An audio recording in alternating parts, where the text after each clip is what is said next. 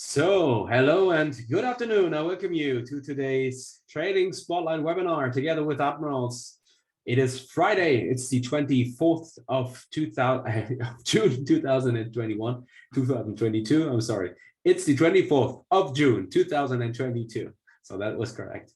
And today we want to have a topic which is probably of interest for some of you, which has been a big topic over, let's say, the last years, and then things changed dramatically.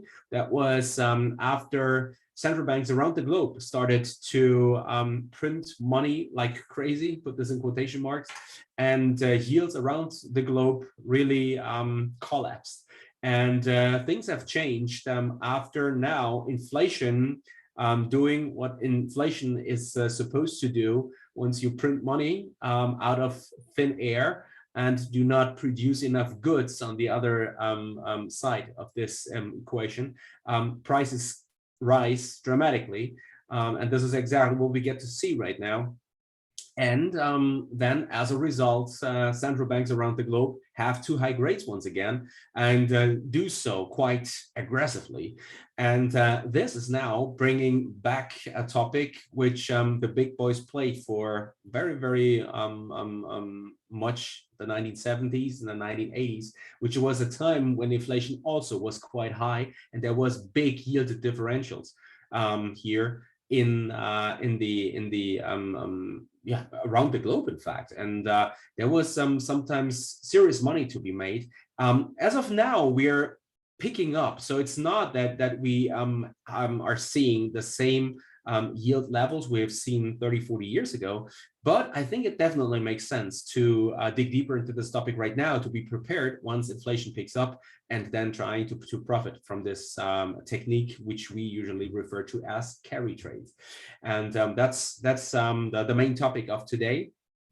Before we officially start, please feel free, if you watch now the recording on YouTube, to subscribe to the YouTube channel, to ask your questions, give your feedback in the chat box below the video. Also leave a thumb up here if you like what you will witness in the upcoming minutes. And that's it around the introduction. Let me just share my screen here, and then let's have a look in the chat box.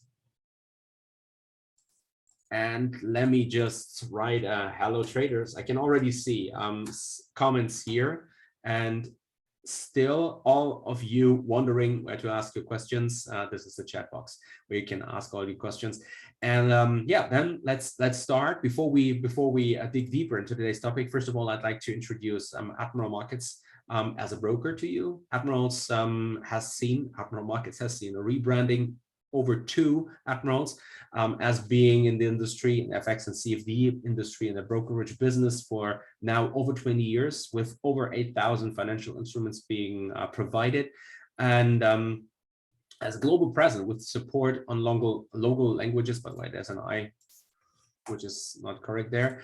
Global presence with support on local languages, fully regulated and licensed by the SISIC, by the FCA, by the ASIC. Also from the Jordan regulatory body. All information can be found around this topic on the website, admiralmarkets.com. And very competitive when it comes to trading conditions. Especially, I'm located in Berlin, in Germany, and over here we usually refer to Admirals as the so-called DAX expert, or one of the most competitive brokers when it comes to DAX trading. That's cognitive dissonance. We usually refer to as home bias, and you probably have heard about this. You prefer trading stocks, respectively indices, which you think you know something about, and that's usually the reason why there's a higher volume, especially in the home country in an index, than in other indices, for example. And when it comes to DAX trading, then in this context, and among also professionals, Admirals is usually mentioned as one of the, if not the most competitive one. All information, again, can be found on the website.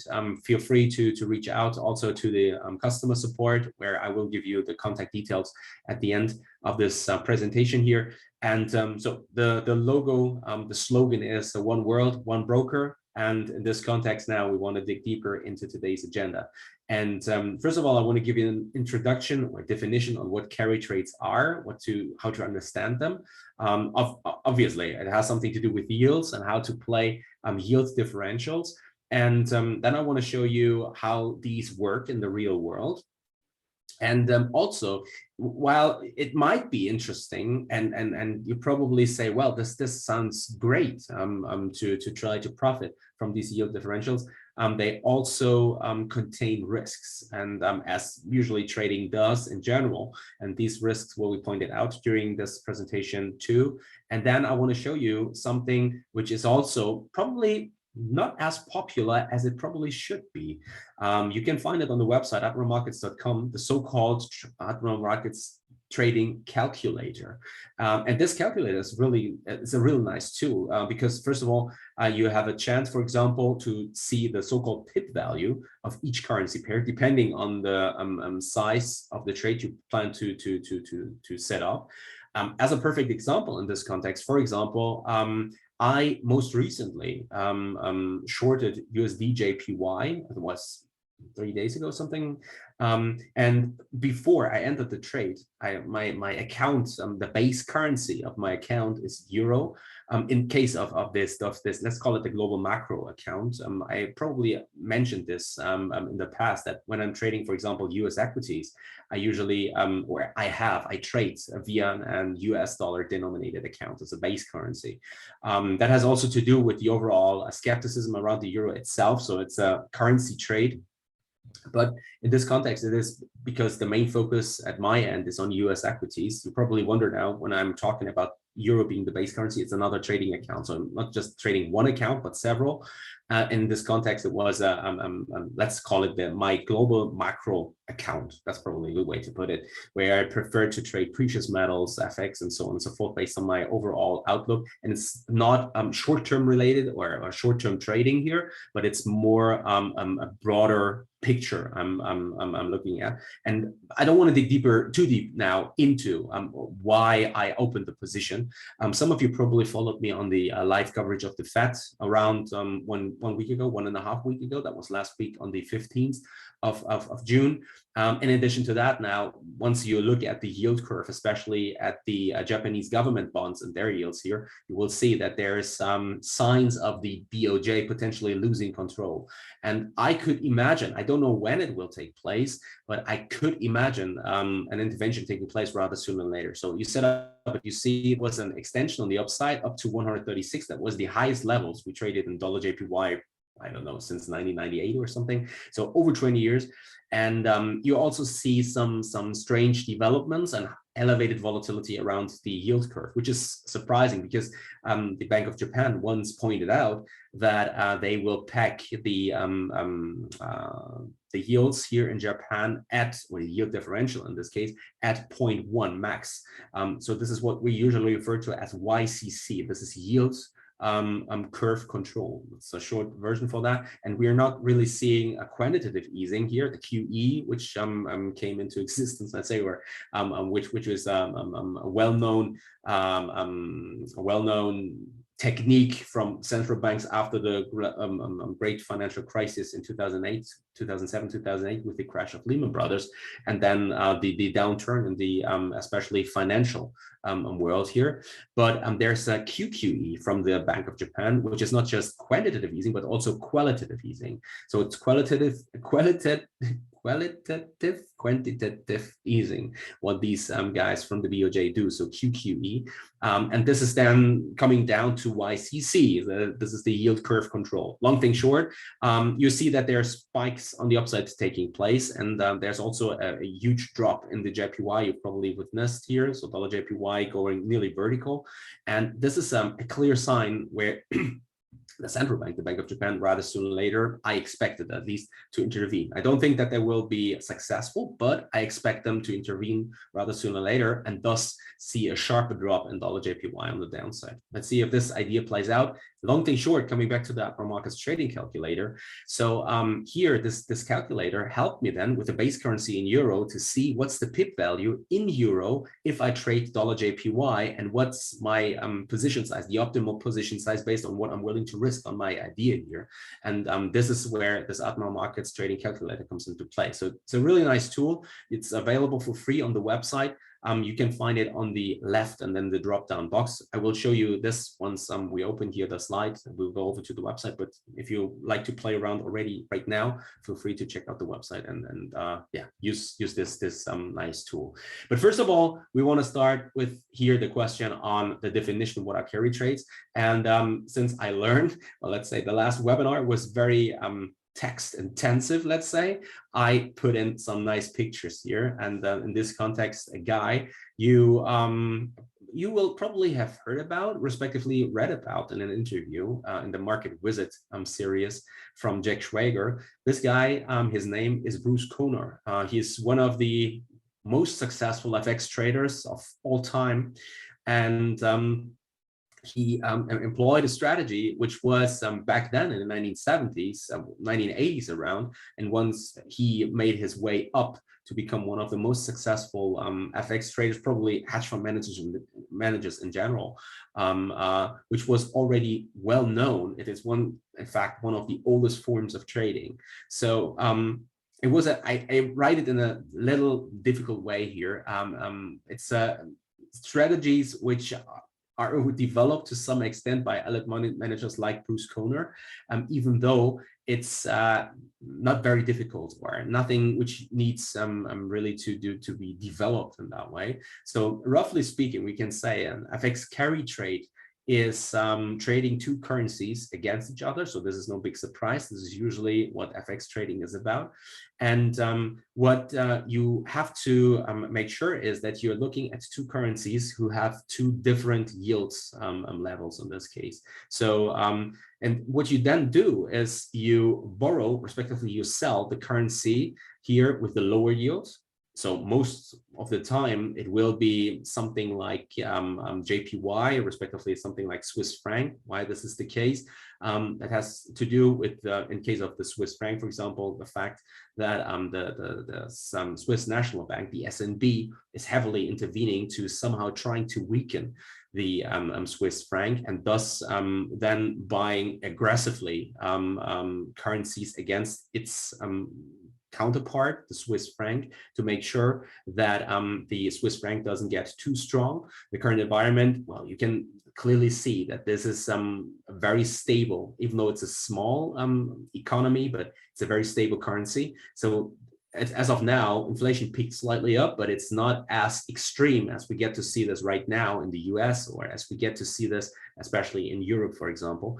And it's not uncommon that this natural tendency of being considered a stable economy is then a so-called safe haven. So what you usually see in this context is that market participants sell this lower yield currency, and thus they keep rates also low from the SNB, saying we don't want to attract investors from outside, even though market participants, especially in a risk-off market environment, once put this in quotation marks, but once this shit hits the fan, you're not looking for yield anymore, but you're looking for stable stable returns if you look at the returns at all. So you're not really looking for yield, but you try to save what you have. This is also one thing which is important in terms of gold, for example. Why should gold be of interest, especially for market participants from a longer term perspective? There's no cash flow.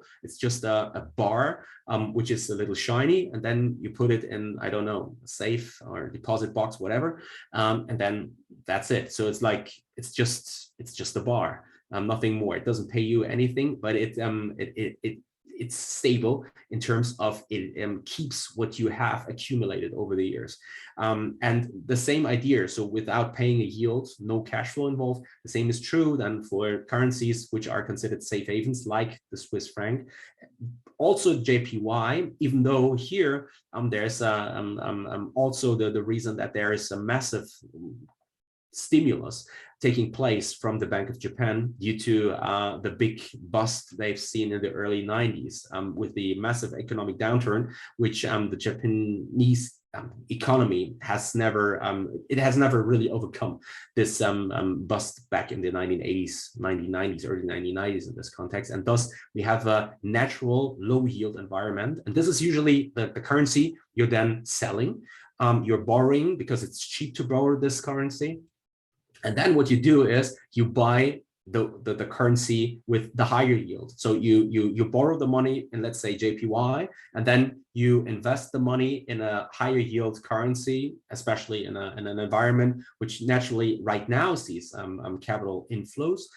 For example, and that might surprise you, it's not the US dollar, but it's, for example, the Brazilian real. So given the overall developments we see in the hard commodity world, and knowing that Brazil plays a very important role in this context. So this is a classic carrying trade, which is currently taking place. And you have probably seen that. It's not just the Russian ruble, which is currently seeing strong rise, even after all the sanctions being employed from the Western world, completely backfired.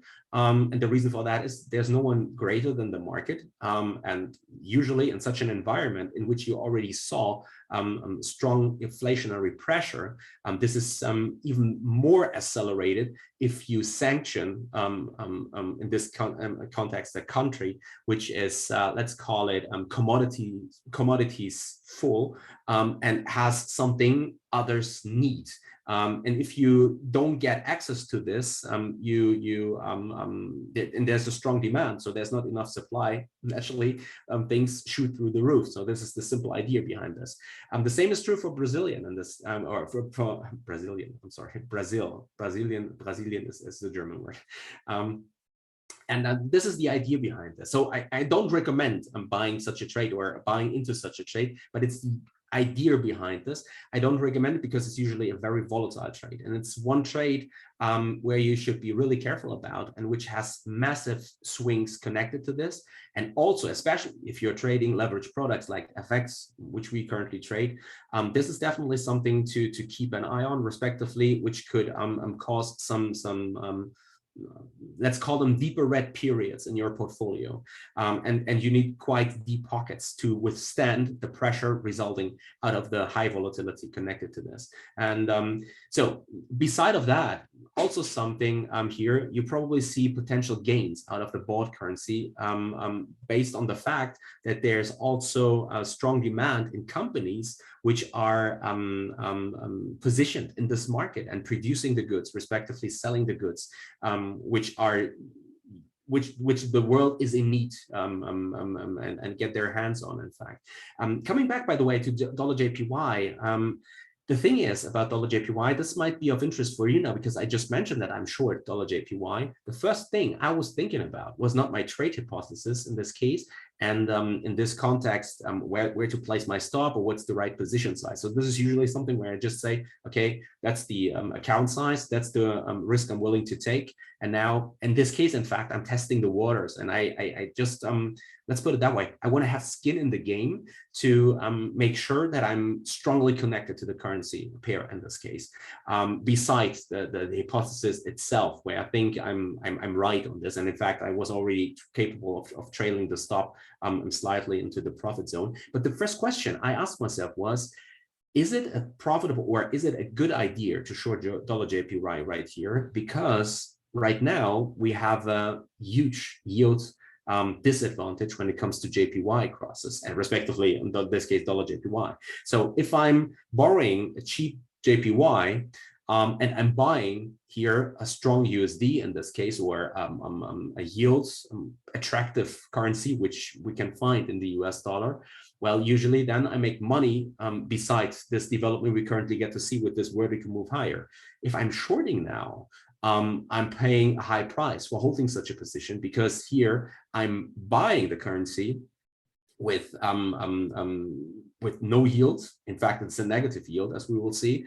And in addition to that, I'm borrowing money which is quite expensive, in this case US dollar, which is currently a yield level of 1.5 to 1.75 after last week's action from the Fed, and it continues to grow. So what I want to see in this context is the market really giving me a quick feedback, else this anti-carry trade I'm currently holding is seeing a natural decrease in my account size, respectively, has a negative yield attached from the start of the position here in this context, and probably how can I say that? Reducing my overall profit if I'm awakening on the right side of the trade in this context. So coming back to carry trades and the definition here. So give a simple example. Let's assume you borrow £5,000 from your bank, and you're charged a lending fee of, let's say, 1%. And then if you now buy, for example, a yield, not a yield, but a bond which yields, let's say, 4%, you make a profit of 3% gross, depending on how the tax levels and so on and so forth. But usually these are, this is a classic carry trade. A personal anecdote in this context, even though it wasn't just a big one, but I was once with my wife in a that's called department store, and we were buying a new. This is funny, because in the morning my son asked me, Dad, what is couch? So the place where you sit in your living room, what is this in English? And I smiled at him and said, well, I think it's couch. I'm not really sure if it's really couch, but you know what I mean. So the living room and where you sit on, and I was in the department store with my wife, and we agreed, and then I said, well, okay, where can I pay, and then that you deliver this to our home, and then the question arose: do you want to pay now, or you want to pay later, because there's no yield connected to this? And I looked at them and just said, I'm sorry. Yeah, so you can now, let's say, let's assume I don't even know what it was. Let's say it's 12 months, and the duration of this loan, it was like, I don't know, let's make things easy, 1,200 euros. So it's 100 euros per month, and I don't need to pay any yield on this. So it's like they say, just pay us 100 for 12 months, and then we are fine. And I smiled at them and said, you know what? I do this. This is a nice carry trade, because I know I can use the rest of the money to, for example, speculate in the markets, which I didn't do, but that was like the idea behind this. So this is also a classic so-called carry trade in this context. And now let me just check the questions here.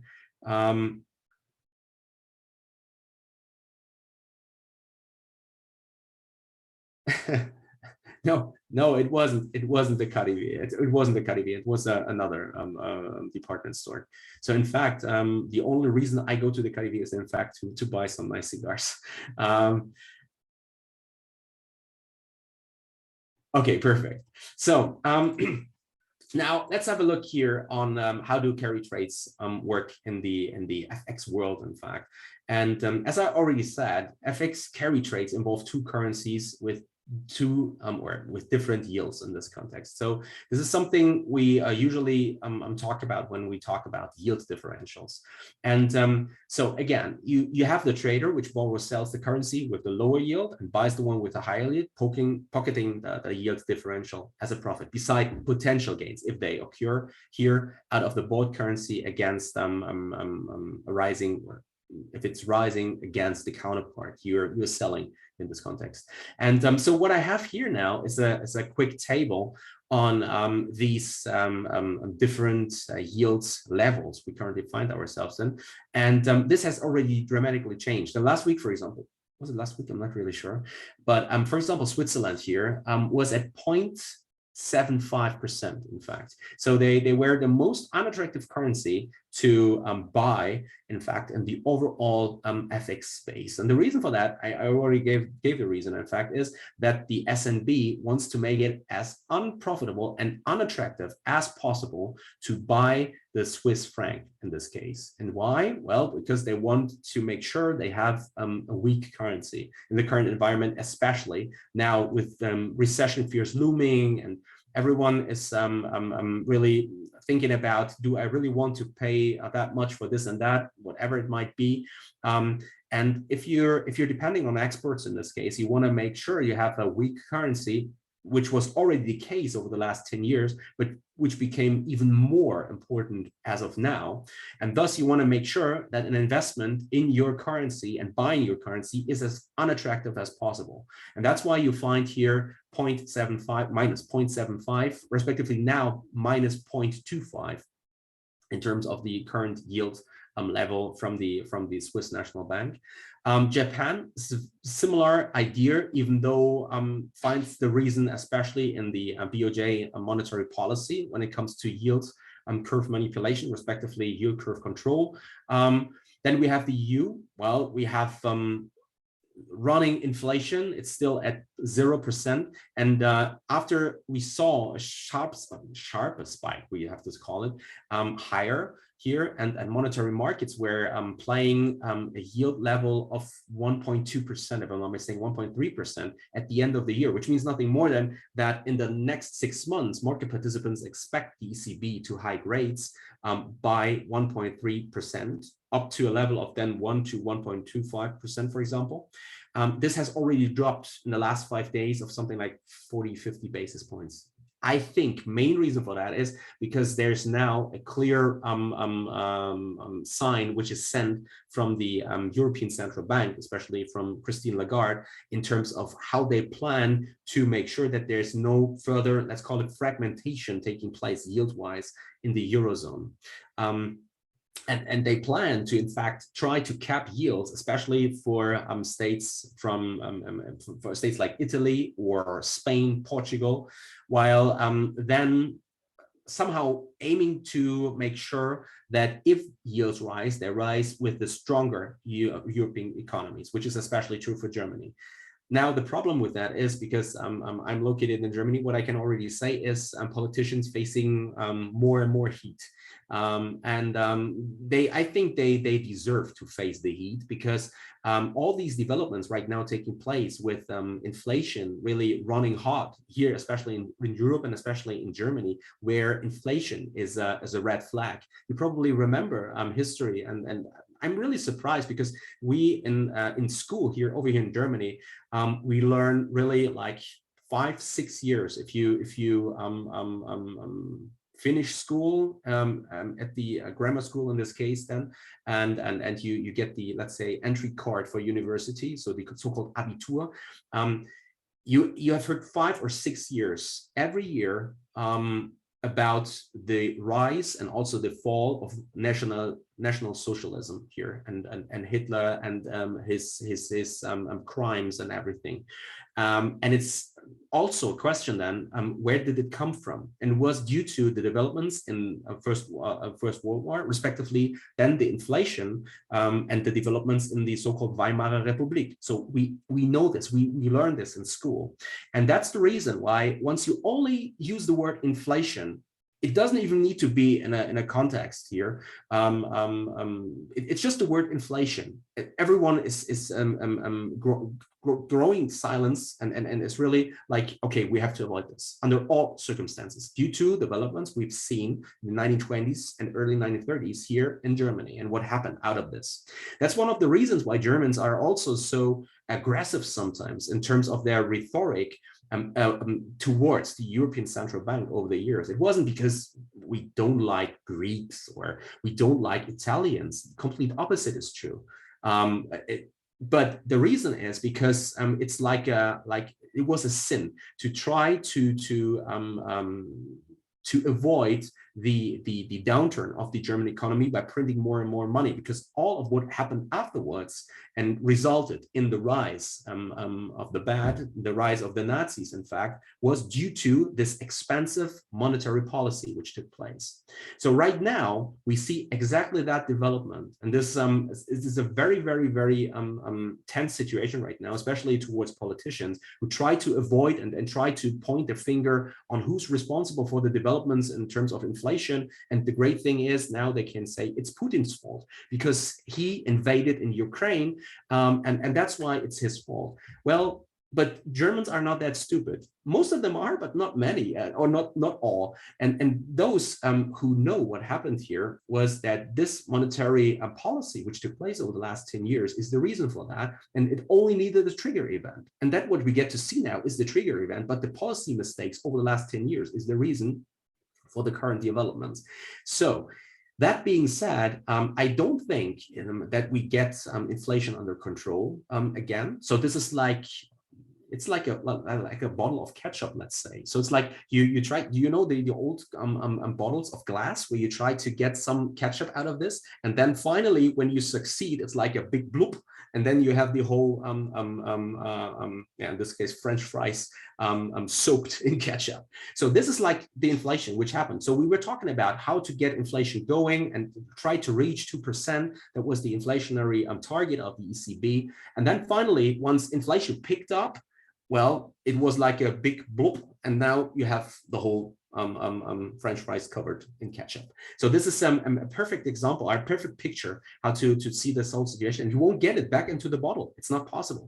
And this development right now, and why do I make this such a big topic? Because this gives us an idea of what's the perfect currency to borrow.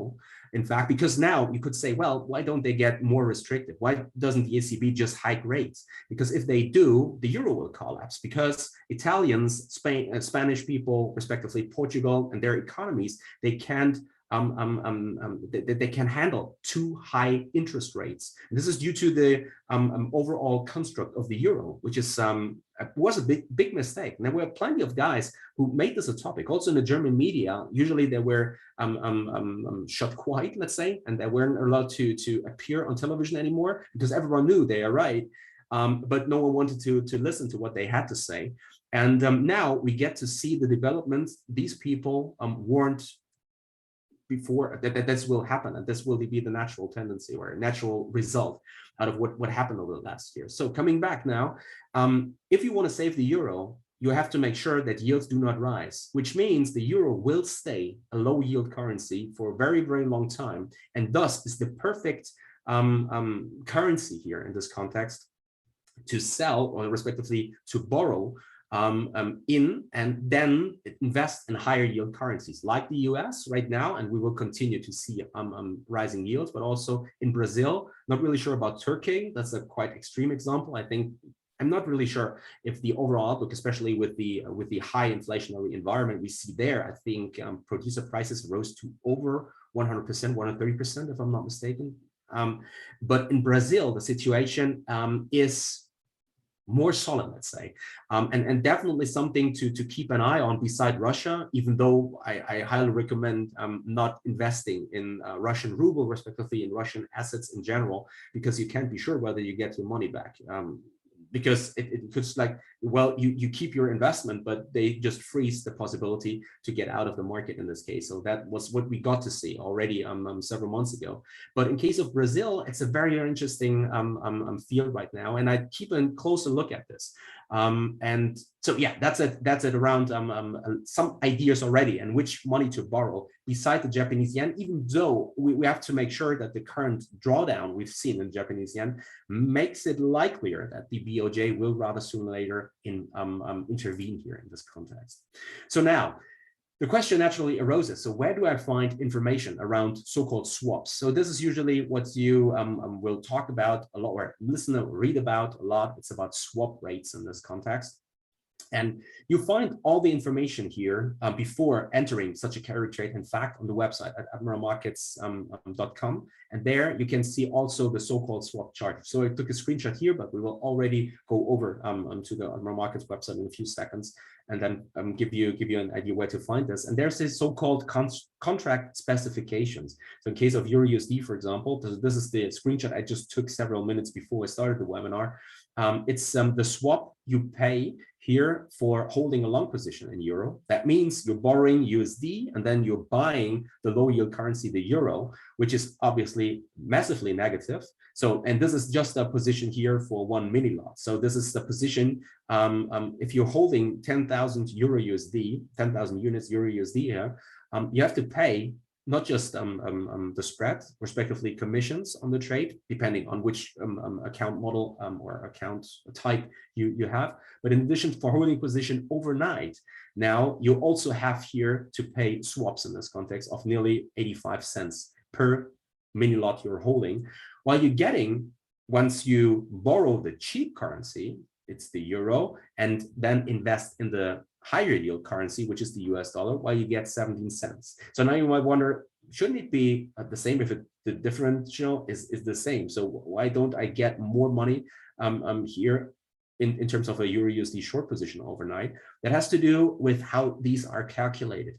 And in fact, given the overall, how can I put this? Given the overall structure you find yourself in as a broker, and providing retail traders with the opportunity to trade on margin here in this case, and making sure that the whole infrastructure in the background, especially from a regulatory body or regulatory perspective, can be or is made possible also here for smaller account sizes, makes it necessary that you then cut into this piece of cake here and say, if you want to hold a position overnight, and giving us, in this case, then forcing us to take measures to make it possible for you to hold the position, this needs some, let's call it compensation. So that's in fact the reason for that. And then how you can find the reason for that, and it's based on the formula itself is based on the so-called LIBOR. It's the London Interbank Offered Rate,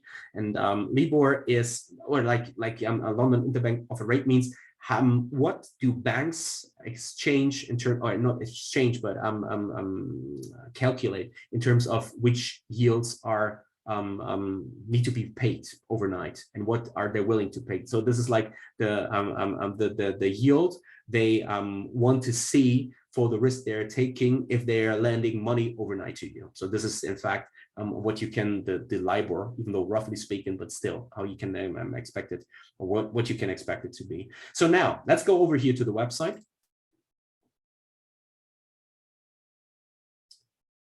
Yes, I can do that, even though it's not topic today's topic. But before we start, then here on the website, admiralmarkets.com here, let me just answer the question from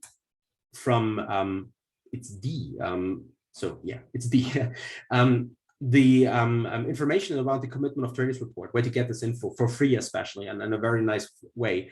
Head over to barchart.com. And then on barchart.com, you find here the tab futures. And if you click on futures and there on commitment of traders, you see not just one information, but nearly all informations around this. For example, here, US dollar, Bitcoin, also net gas, and so on and so forth. And if you click on, let's say, Euro, for example, the Euro future here, and you want to see then how the big speculators are positioned, you have here an idea on where we stand right now. And it's not just the classic commitment of traders report, but also the commitments of traders, financial traders report. It's more detailed here in this case, for example, giving you an overview of dealer, intermediary, asset managers, institutionals, leveraged funds, other reportables. So those who have to report the commitment of traders report, even though I mainly focus here on the classic commitment of traders report here. And there you can see the red line, these are the commercials, while the green line are the non-commercials, and here the blue line is the small speculators. I hope that this answers the question. But coming back now to the swaps and where to get these contract specifications. So you find them if you here go over to, this is, by the way, here where you have the trading calculator. When you go, by the way, let me just see if we have a specific tab here. Yes, we have. Sure, we have. Sure. The reason I was wondering was because when I, for example, want to see contract specifications, I usually head over here to the product and then just click on Forex, and there where I have this tab. But you can see it also here, products, and then you go to contract specifications, and you click on it, and then you get an overview of all assets which are offered, and let's just type in Euro USD here, for example, or let's do USD JPY.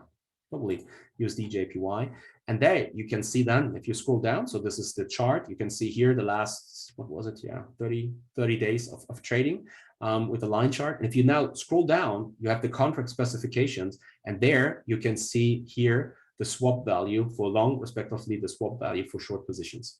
So this is where you get an first idea of that. And again, it's based on mini lots in this case. So which means in this case, you have then to multiply, let's say, if you plan to trade one lot, multiply it with 10 or reduce if you plan to trade it with just one micro account, or micro lot with 1,000 units, then to divide it then by 10, for example, to get an idea. But there's even a better way. Than just heading over here to the contract specifications. But first of all, let me just go back here to the next slide. So I wanna go here too much into. Well, probably yes. I want to. Looking at the risk of carry trade. So right now, probably you're already hooked because you say, well, this is great. Getting money for holding a position overnight, and besides the potential to profit from a run. So these carry trades seem to be very attractive, and if you know what you're doing, you can really make outstanding returns. And the perfect example is, for example, Bruce Conner, the guy I just showed at the beginning here. But still, there's risks connected with carry trades, and this is very important. So low yields usually point here to economic difficulties, with the central bank holding the interest level low to encourage consumers and businesses to borrow, spend, and invest to increase economic activity.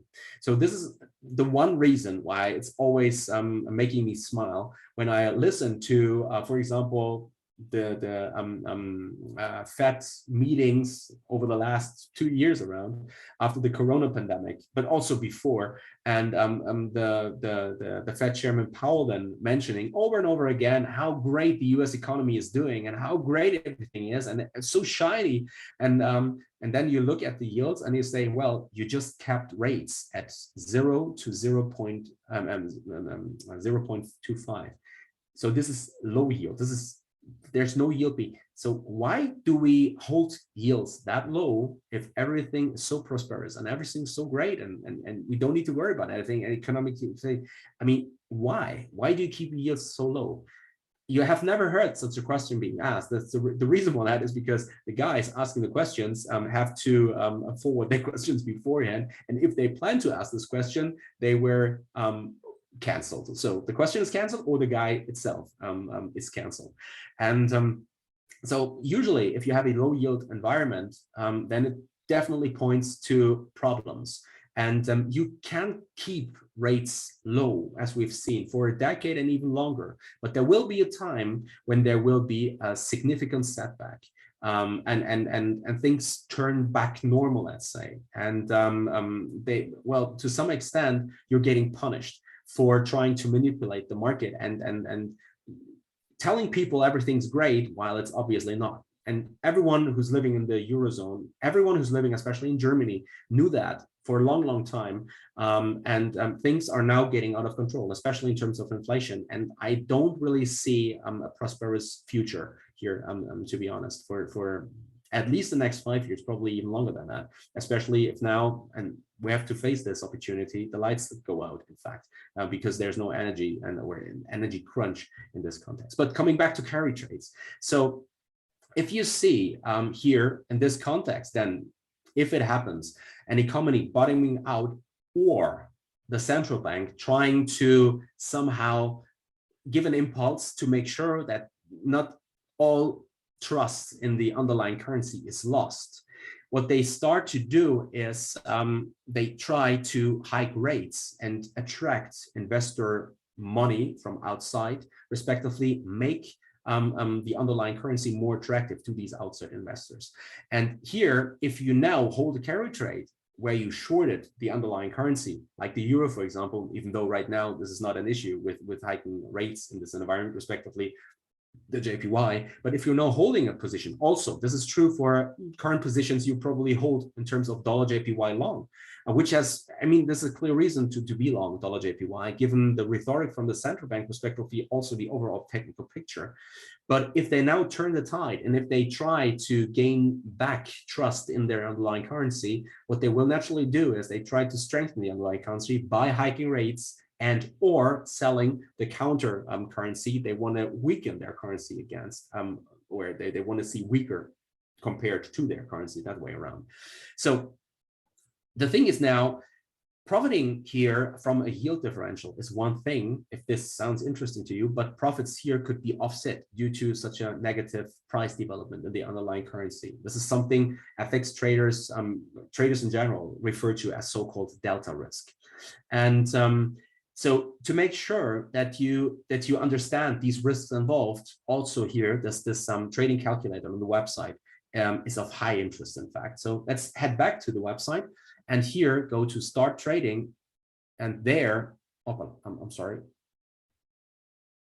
start trading, and then, yeah, that's right. Then here, click on trading calculator.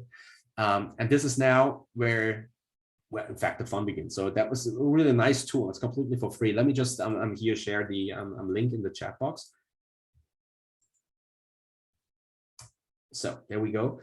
And now let's go here to $JPY once again. And you can see this is not just on FX, but you can also do this on cryptos. You can do this on commodities. That's also true. Once you play gold, for example, and wonder if I'm going long gold now, this is like you're borrowing USD and you transfer it into gold. So this is the same thing. And gold is not paying you any yields, which means you, in this context here, have to understand that there's not just risk involved in terms of the overall development in the price, but in addition to that, also in terms of the swaps here, taking back some of your hardly earned gains in this context. So $JPY, let's assume it's one lot, so 100,000 in this case, and we have a leverage. Let's do this ESMA correct 1 to 30. And then you have the account currency, which is euro in this case. So obviously $JPY, this is not euro including.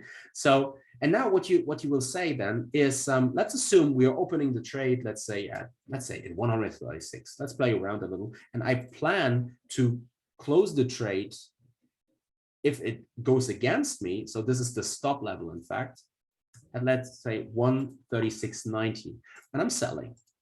Okay, so now I calculate, and the great thing you will see here is, first of all, you can see the pip value. You can see what one pip is worth, which is €7.03, and already it's converted from $JPY in this case here into euro then in your account currency. But you can also see, for example, that holding the position overnight, 100,000 units US dollar JPY, here you have to pay a swap short in this case of 5.84 euros overnight, each overnight. So the quicker the trade plays out for you, the greater it is. But as I already pointed out, this trade might take some time if it plays out at all. And this is also something which is of interest here. So you have, for example, the margin at the current market price. So how much money you have to put up to keep this position. And this is more important here. You see, this is probably a little irritating, but understanding what this means, it's the profit. So you have the opening price here before you enter the trade, before you open the trading position. So we are not in a trading position. We are just on the website. You open the price, or you're opening the position at 136, and you have your closing price at 136.9, which is your stop level. So you can then here see how much money is at risk in this moment. So if you have a profit now of minus 632, this is the risk you're taking. If you're entering the trade here and putting the stop at this level at 136.9. If we now say, okay, this is not calculated, but if you work now with a target on the downside of 131, well, then we have a profit of 3,500 if it plays out that way, even though I have to subtract the money and the money I pay overnight for holding such a position of 100,000 units, one lot USD JPY short. And if I'm doing this, let's say for 3 weeks, or let's say 20 days. So 20 days, you have to multiply, in this case, 584 with 20, and then subtract here the result, which is close to 110, 120 euros from your profit you expect if your take profit is reached on the downside.